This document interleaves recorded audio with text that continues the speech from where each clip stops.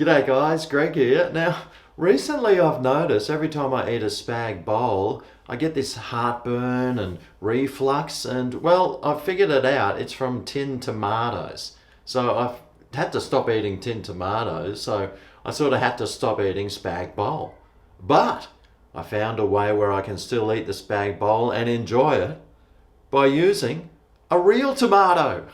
So today I'm going to show you how I like to make my real tomato spag bowl. Let me show you the other ingredients I'm using. Well, for this, all I'm using is, you'll need some minced meat for this, and well, I've got this many tomatoes. They've been sitting in the fridge for ages, and well, they were going to go off, so I'm just going to use them all. But you want quite a few, enough that you would fill a tin of tomatoes. I've got some garlic, some beef stock, basil, thyme and oregano, of course some salt and pepper, and you might need some sugar for this too. So first we need to cut up a few things, and well, I like to just cut the tomatoes. You can just sort of roughly cut them like this and then lay them down like that, and then sort of cut them like that, and then maybe you can twist it around and cut it like that. And that breaks it into sort of smallish little bits so they can cook a bit easier. So I'll just go and do all that with all these tomatoes.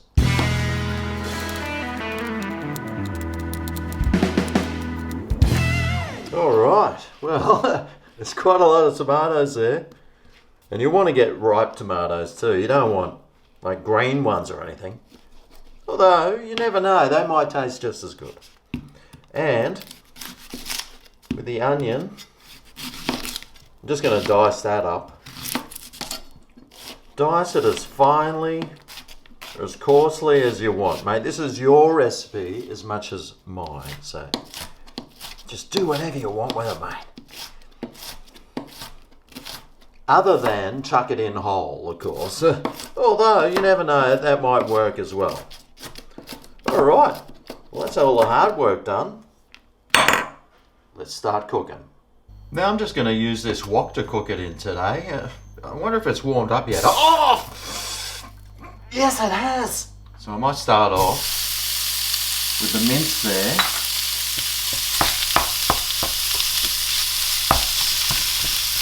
And just brown that off. You always got to add. Well, I thought that was salt, but it's pepper.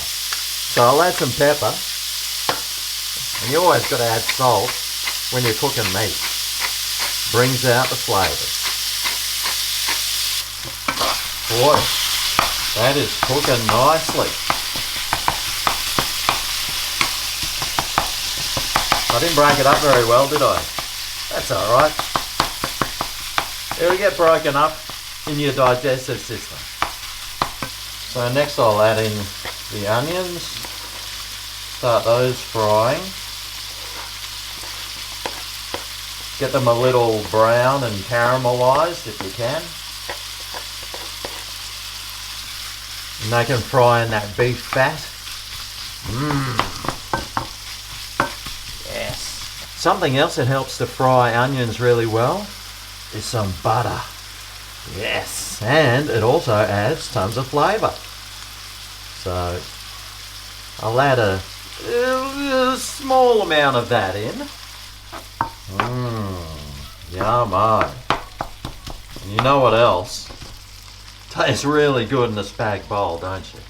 Some garlic. So I've got a bit here.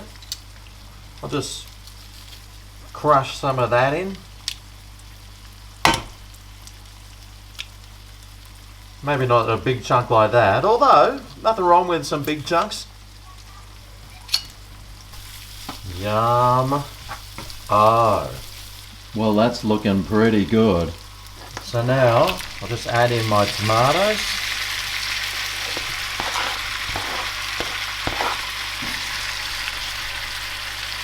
One thing tomatoes definitely need is salt, and they need quite a bit of it.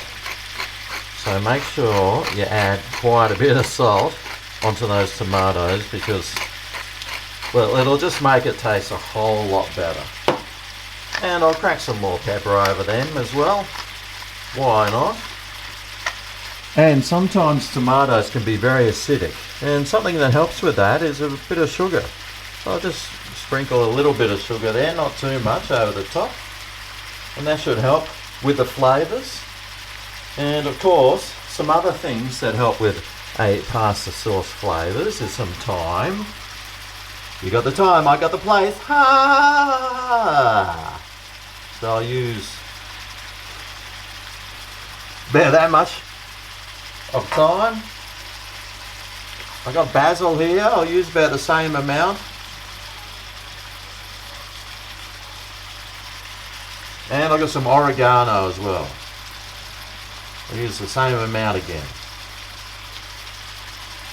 And I've got some stock powder here, some beef stock. Now you might need to add a lot in or a little.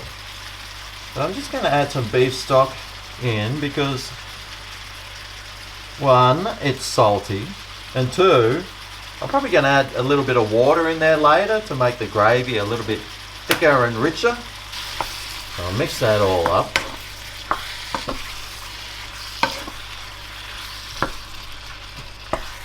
And now it's time to let this cook through. So it can take a little while, you know, half an hour or so. So I've got the lid here, I'll put that on. And I'll turn the heat right down to like a simmer. I think on this stove that's about a 4 or a 5. But yeah, I want it sort of bubbling a little bit. I might turn up to a 5 actually. And well, we just let that sit there until, well, you're ready to eat it basically. Until the tomatoes turn all mushy and all the flavours have nicely infused together. Alright, well this has been simmering for pretty much close to an hour. Let's just take a quick look at it. Well, that is looking really nice and saucy. So, I don't think I'll need to add any water to it. But that's looking good. And if that's a little bit too runny for you, just leave the lid off and let it evaporate out. But for me, I reckon that's going to be awesome. So I might get the spaghetti on so I can start eating.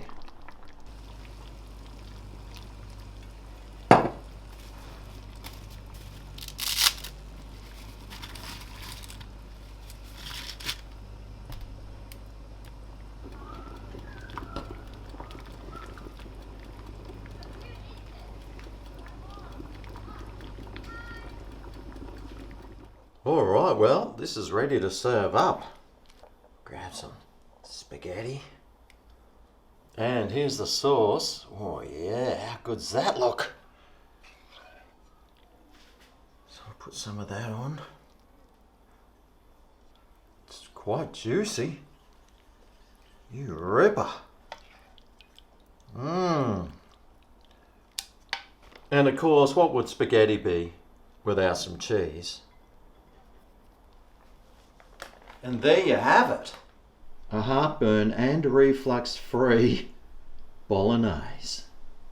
It's been a long time since I've had a spag bowl. Alright.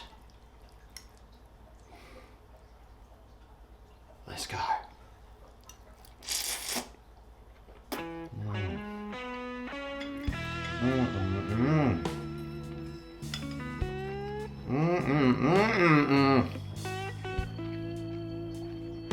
Oh mate, that is so tasty.